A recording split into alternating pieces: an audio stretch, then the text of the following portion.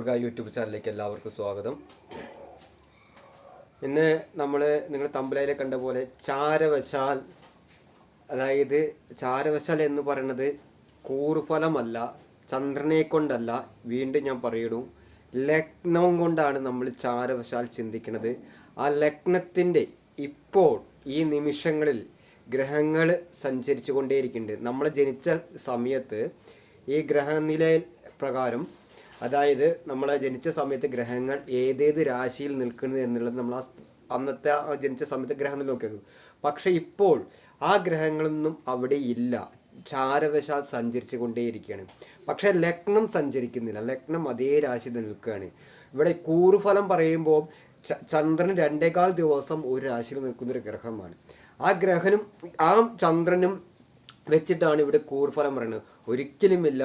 ചാരവശാൽ ലഗ്നത്തിൻ്റെ ദുസ്ഥാനത്തിലൂടെ ഗ്രഹങ്ങൾ സഞ്ചരിക്കുമ്പോൾ ഓരോ രോഗാവസ്ഥ ഉണ്ടാകാം എന്ന് ആചാര്യൻ പറയുന്നുണ്ട്. അതായത് രവിയും ഒരു മാസം ഒരു രാശിയിൽ നിൽക്കും.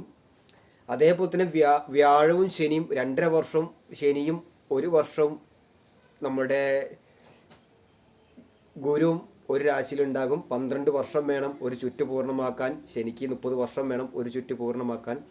അപ്പോൾ ചാരവശാൽ നിങ്ങളുടെ ഗ്രഹനിലയിൽ ഇപ്പോൾ ചാരവശാൽ രവി തരുന്ന രോഗാവസ്ഥകളുടെ ഒരു സൂചനകൾ നമുക്ക് എങ്ങനെയാണ് അത് അറിയാൻ. ഇതുവരെ നിങ്ങളുടെ യൂട്യൂബിൽ സെർച്ച് ചെയ്ത ഒരാളും എന്താണ് ഈ ചാരവശാൽ ഒരു ബുദ്ധിമുട്ടുണ്ടാകുമെന്ന് പറയാനുണ്ട്. ഏത് രോഗാവസ്ഥ വരാം, അതെല്ലാവരും കൂറുഫലമാണ് പറയേണ്ടത്. ഞാനിവിടെ പറയുന്നത് ലഗ്നം കൊണ്ടാണ് പറയണത്. അപ്പോൾ നമുക്ക് ഇന്നത്തെ വിഷയത്തിലേക്ക് കിടക്കാം. രവി ചാരവശാൽ ലഗ്നാൽ ചാരവശാൽ സഞ്ചരിക്കുന്ന ദുസ്ഥാനത്തിലൂടെ സഞ്ചരിക്കുമ്പോൾ ഓരോ വ്യക്തികൾക്കും രവി ഒരു മാസമാണ് ഒരു രാശിയിൽ നിൽക്കുക. ആ ഒരു മാസം ശ്രദ്ധിക്കേണ്ട കാര്യങ്ങളും എന്തൊക്കെ രോഗങ്ങൾ ചിലപ്പോൾ വരാൻ സാധ്യതയുണ്ട് എന്നുള്ള സൂചന നമുക്ക് എന്താണ് നോക്കണം. അതിനു മുമ്പ് കഴിഞ്ഞ് നിങ്ങൾ ഈ വീഡിയോ കാണുന്ന മുമ്പ് തന്നെ ലൈക്ക് ചെയ്യാൻ മറക്കരുത്, കമൻറ്റ് ചെയ്യുക, സബ്സ്ക്രൈബ് ചെയ്ത് ഈ എൻ്റെ യൂട്യൂബ് ചാനൽ നമ്മളും നിങ്ങളുടെ ഒരു ഭാഗമാക്കണമെന്ന് പറഞ്ഞുകൊണ്ട് ഇന്നത്തെ വീഡിയോയിലേക്ക് കിടക്കാം. രാശിചക്രം ഞാൻ എല്ലാ വീഡിയോയിലും പരിചയപ്പെടുത്തുന്നതുകൊണ്ട് നിങ്ങൾക്ക് പിന്നെ പരിചയപ്പെടുത്തേണ്ട ആവശ്യമില്ല എന്നുള്ളതാണ്. അതായത് മേടം മുതൽ 12 രാശി ആണ് ഉണ്ടാകുന്നത്.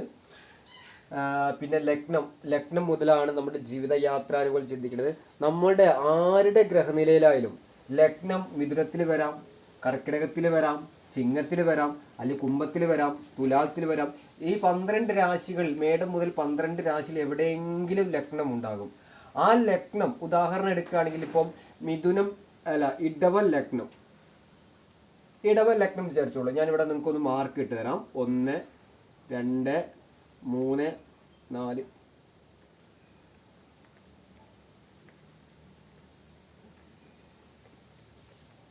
12 ഭാവങ്ങൾ.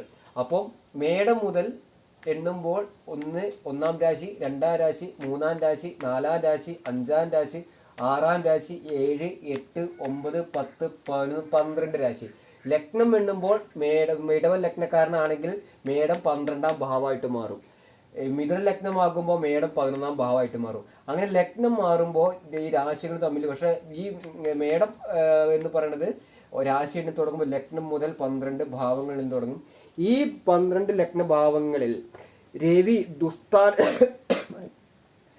ഈ 12 ലഗ്നഭാവങ്ങളിൽ രവി ദുസ്ഥാനത്ത് നിന്ന് കഴിഞ്ഞാലുള്ള ആചാര്യൻ പറഞ്ഞ എന്തൊക്കെ അതായത് രോഗാവസ്ഥയാണ് പറയുന്നത്. ആ മാസങ്ങളിൽ ചെറിയ രോഗങ്ങൾ പിടിപെടാൻ സാധ്യതയുണ്ട് എന്നാണ് പറഞ്ഞിരിക്കുന്നത്. അപ്പോൾ അത് ഏതൊക്കെയെന്ന് വെച്ചാൽ, ലഗ്നത്തിൽ രവി നിൽക്കുക, അതായത് ചാരവശാൽ ഇപ്പോൾ നിങ്ങളുടെ ഗ്രഹനില പ്രകാരം ഞാൻ പറഞ്ഞു, നിങ്ങളുടെ ജാതകത്തിൽ എവിടെയെങ്കിലും ലഗ്നം ഉണ്ടാവും, ഏതെങ്കിലും രാശിയിൽ. ആ ലഗ്നം എഴുതിയിരിക്കുന്ന ഭാവം 1-ാം ഭാവമായിട്ട് നിൽക്കുക, അവിടെ രവി നിൽക്കുക. അതേപോലെ തന്നെ 2-ാം ഭാവത്തിൽ രവി നിൽക്കുക.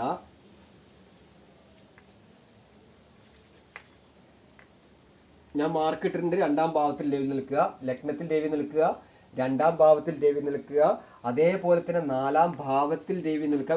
ഇത് ഉദാഹരണ ചാർട്ടാണ്. രവി ചിങ്ങത്തിൽ ഇറങ്ങേണ്ട ദോഷം ഒന്നും അല്ല പറയുന്നത്. ഉദാഹരണ സംബന്ധമായിട്ട് ഈ മാസങ്ങളിൽ അതായത് ഈ രവി നിൽക്കുന്ന, അതായത് ചാരവശാൽ ഓരോ മാസത്തും ഇപ്പോൾ രവി ഇടവമാസത്തിലാണ് നിൽക്കുന്നത്. അപ്പോൾ ഇടവമാസത്തിൽ ജനിച്ച ലഗ്നക്കാർക്ക് ഇപ്പോൾ നമ്മുടെ ആ ലഗ്നത്തിലൂടെയാണ് രവി സഞ്ചരിക്കുന്നത്. അപ്പോൾ ആ ഒരു മാസം അങ്ങനെ ഓരോ 12, അതായത് നമ്മുടെ മേടം മുതൽ മീനം വരെയുള്ള രാശികളിൽ രവി ഓരോ മാസം സഞ്ചരിക്കുമ്പോൾ ഓരോ രോഗാവസ്ഥ കൊടുക്കുന്നുണ്ട്. അപ്പം ആ രവി 4 നിൽക്കുക. അതേപോലെ തന്നെ 7-ാം ഭാവത്തിൽ 7 എന്ന് പറയുന്നത് 7 രവി നിൽക്കുക. അതേപോലെ തന്നെ 8-ാം ഭാവത്തിൽ രവി നിൽക്കുക, 12 രവി നിൽക്കുക.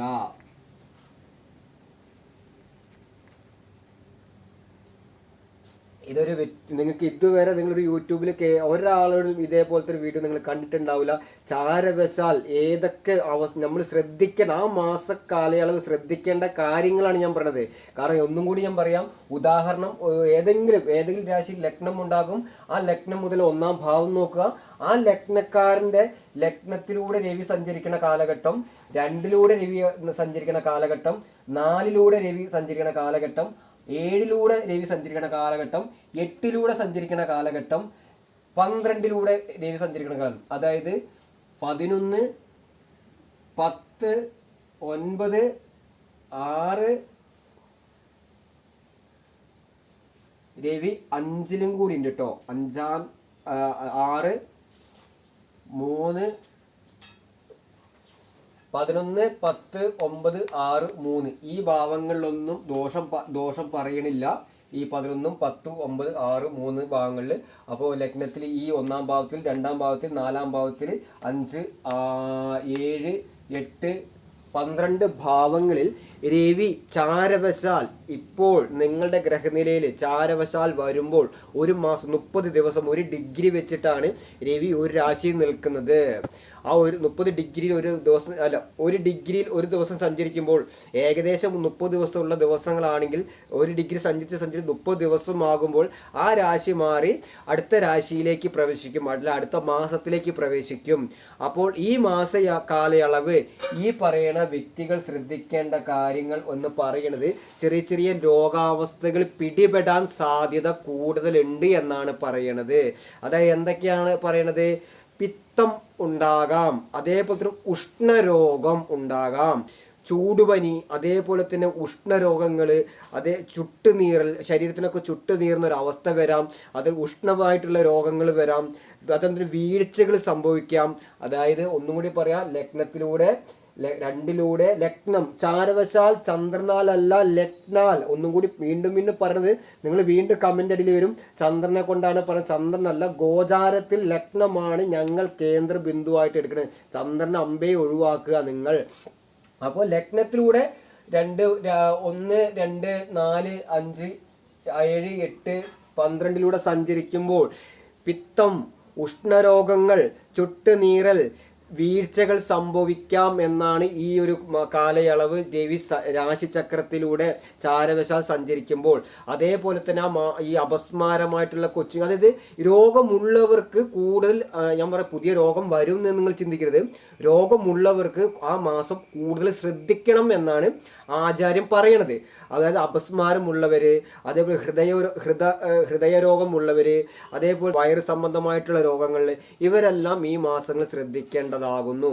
അതേപോലെ തന്നെ നേത്രരോഗം സംഭവിക്കാം, കാരണം കണ്ണിൻ്റെ കാരകത്വം രവിക്കുണ്ട്.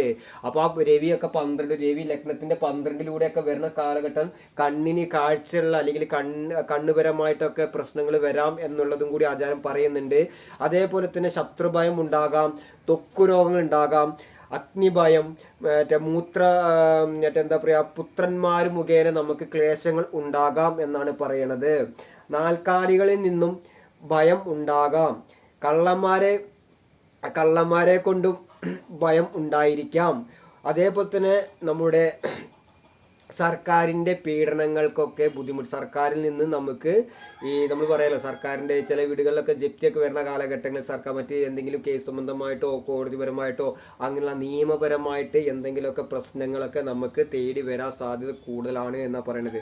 അതായത് ലഗ്നത്തിലൂടെ സഞ്ചരിക്കുമ്പോഴും 2-ലൂടെ 4-ലൂടെ 5-ലൂടെ 7-ലൂടെ 8-ലൂടെ 9-ലൂടെ സഞ്ചരിക്കുമ്പോൾ പറയണത് നമ്മുടെ ഒന്നുകൂടി ഞാൻ പറഞ്ഞു തരാം നിങ്ങൾക്ക് മനസ്സിലാവാൻ വേണ്ടിയിട്ട്. അതായത് ആ ഒരു മാസം 30 ദിവസം നിങ്ങൾ ഈ രോഗമുള്ള ആൾക്കാർ, കുടുംബത്തിൽ ആർക്കെങ്കിലും രോഗമുണ്ടെങ്കിലും അപസ്മാരമുള്ള ആൾക്കാരും ഇനി ആ മാസങ്ങളിൽ വളരെയധികം ശ്രദ്ധിക്കേണ്ടതായിട്ടുള്ളൊരു കാര്യം നിങ്ങൾ ശ്രദ്ധിക്കുക. ആ ഒരു മാസക്കാലം രോഗമില്ലാത്ത ആൾക്കാർ ശ്രദ്ധിക്കുക, രോഗമുള്ള ആൾക്കാർ ശ്രദ്ധിക്കുക. അതായത് ഉഷ്ണരോഗം, നീരിപ്പനി, ചുട്ടുനീരൽ, അപസ്മാരം, ഹൃദയരോഗം, ഉദരവ്യാധികൾ, അതായത് വയറ് സംബന്ധമായ രോഗങ്ങൾ, കണ്ണുപരമായിട്ട് നേത്രരോഗങ്ങൾ, ശത്രുക്കളിൽ നിന്ന് നമുക്ക് ഭയം ഉണ്ടാകാം, ത്വക്ക് രോഗങ്ങൾ ഉണ്ടാകാം, അസ്ഥിസ്രവം എന്നാണ് പറയുന്നത്. അതായത് അത് സ്ത്രീകൾക്ക് ഉണ്ടാകുന്ന ഒരു രോഗമാണ് തോന്നുന്നു എനിക്ക്. സ്രവം ഉണ്ടാകാം. അതേപോലെ തന്നെ ഭാര്യയ്ക്ക് അരിഷ്ടങ്ങൾ ഉണ്ടാകാൻ സാധ്യതയുണ്ടെന്ന് പറയണത്. അതേപോലെ തന്നെ പുത്രന്മാരെ കൊണ്ട് ബുദ്ധിമുട്ടുണ്ടാകാം. നാൽക്കാലികളിൽ നിന്ന് ഭയം, കള്ളന്മാരിൽ കൊണ്ടുള്ള ഭയം, അതേപോലെ തന്നെ കള്ളന്മാരെ കൊണ്ട് ഉപദ്രവങ്ങൾ ഉണ്ടാവും, അവരെ കൊണ്ട് ഭയം ഉണ്ടാവും എന്നാണ് പറയുന്നത്. അപ്പം അതേപോലെ ഞാൻ നേരത്തെ സർക്കാരിൻ്റെ ഒക്കെ പീഡനങ്ങൾക്ക് അല്ലെങ്കിൽ എന്തെങ്കിലും പ്രശ്നങ്ങൾ ജപ്തി അല്ലെങ്കിൽ കേസ് സംബന്ധമായി കോടതി സംബന്ധമായിട്ടൊക്കെ പ്രശ്നങ്ങൾ വരാം. കേസ് ഉള്ള ആൾക്കാരൊക്കെ ഈ കാലയളവ് ഒന്ന് ശ്രദ്ധയോട് കൂടിയിട്ട് മുന്നോട്ട് പോകുക. അതേപോലെ തന്നെ പ്രതിക്കൾ ധർമ്മപരമായിട്ട് നമ്മളെ ഈ പ്രശ്നത്തിലേക്കാണ് ഇതൊക്കെ ചിന്തിക്കുന്നത്. ധർമ്മദൈവം ദോഷങ്ങളൊക്കെ കുടുംബപരമായിട്ടുള്ള ബുദ്ധിമുട്ടുകളൊക്കെ വീണ്ടും കൂടുതൽ ധർമ്മദേവ കോപം ഉണ്ടാകാം എന്നാണ്. അതേപോലെ തന്നെ സർപ്പകോപം ഉണ്ടാകാം എന്നാണ് പറഞ്ഞത്. ശിവഭൂതങ്ങളുടെ ബാധ ഇതെല്ലാം ഉണ്ടാകാം എന്നാണ് പറയുന്നത്. ഇപ്പോൾ ഈ 8-ലൂടെ സഞ്ചരിക്കും ചാരവശാൽ പ്രശ്നത്തിലൂടെയൊക്കെയാണ് ഈ ബാധാദോഷം അങ്ങനെയുള്ള ദോഷങ്ങൾ പറയുന്നത്. അപ്പോൾ ലഗ്നത്തിലൂടെ സഞ്ചരിക്കുമ്പോൾ ഇത്രയും കാര്യങ്ങൾ ആചാരിച്ചിട്ടുണ്ട്. അതായത് ലഗ്നത്തിൻ്റെ 11-ലൂടെ സഞ്ചരിക്കുമ്പോൾ നമ്മുടെ ലഗ്നത്തിലൂടെ സഞ്ചരിക്കുമ്പോൾ ഞാൻ മാർക്കിട്ട് കണ്ടില്ലേ, ലഗ്നത്തിലൂടെ 11-ലൂടെ സഞ്ചരിക്കുമ്പോൾ വലിയ കുഴപ്പമില്ല. കർമ്മഭാവത്തിൽ പുഷ്ടിമ പറയണു. ലാഭസ്ഥാനത്തൂടെ ഇവിടെ 11-ലൂടെ ലഗ്നത്തിൽ വരുമ്പോൾ ചാരവശാൽ വരുന്ന സമയത്ത് ഒരു മാസത്തെ ലഗ്നത്തിൻ്റെ 4-ലൂടെ വരുന്ന സമയത്ത് എന്താ പറയുക, സർവ്വദോഷ പരിഹാരി എന്നാണ് പറയുന്നത്. 10-ാം ഭാവത്ത് നിന്ന് കഴിഞ്ഞാൽ സർക്കാരിനാൽ ജോലി സാധ്യതയുണ്ട് ഈ ആ മാസ കാലയളവ്. അതേപോലെ 9-ൽ ഭാഗ്യം, ദയ, പുണ്യമൊക്കെ ചിന്തിക്കുന്നത് 9 കൊണ്ടാണ്. ഉപജയ രാശിയാണ്, അവിടെയും നല്ലതാണ്. 6-ാം ഭാവത്തിൽ എന്ന് പറയുന്ന ശത്രു നാശമാണ്, അവിടെയും നല്ലതാണ് പറയുന്നത്. സർവ്വ അഭിവൃദ്ധി പറയുന്നുണ്ട്. 3 ഉപജയ രാശിയാണ് കണ്ടോ. 10, 11, 9, 6, 3 ഉപജയ രാശികളാണ്. ഇവിടെയെല്ലാം നല്ല ഫലങ്ങളാണ് പറയുന്നത്. അപ്പോൾ ചാരവശാൽ ലഗ്നത്തിലൂടെയും 2-ലൂടെയും 4-ലൂടെയും 5-ലൂടെയും 7-ലൂടെയും 8-ലൂടെയും 12-ലൂടെയും ഇപ്പോൾ നിങ്ങളുടെ ഗ്രഹനില പ്രകാരം എവിടെയെങ്കിലും രാശിയിൽ ലഗ്നം ഉണ്ടാകും. ഈ ഭാവങ്ങളിലാണോ ഈ എന്താ പറയുക രവി സഞ്ചരിക്കുന്നത്. അപ്പോൾ ആ സഞ്ചരിക്കുന്ന കാലഘട്ടം ആ ഒരു മാസ കാലയളവ് നിങ്ങൾ ശ്രദ്ധയോട് കൂടി മുന്നോട്ട് പോവുക. ഭയമല്ല വേണ്ടത്, ജാഗ്രത മതി. അത് നമ്മൾ ഒന്ന് ശ്രദ്ധയോടുകൂടി മുന്നോട്ട് പോയാൽ മാത്രം മതി. ഇത്രയുമാണ് ഇന്നത്തെ വീഡിയോസ് പറയാനുള്ളത്. അടുത്ത വീഡിയോസുമായിട്ട് വീണ്ടും വരുന്നവരെ നന്ദി, നമസ്കാരം.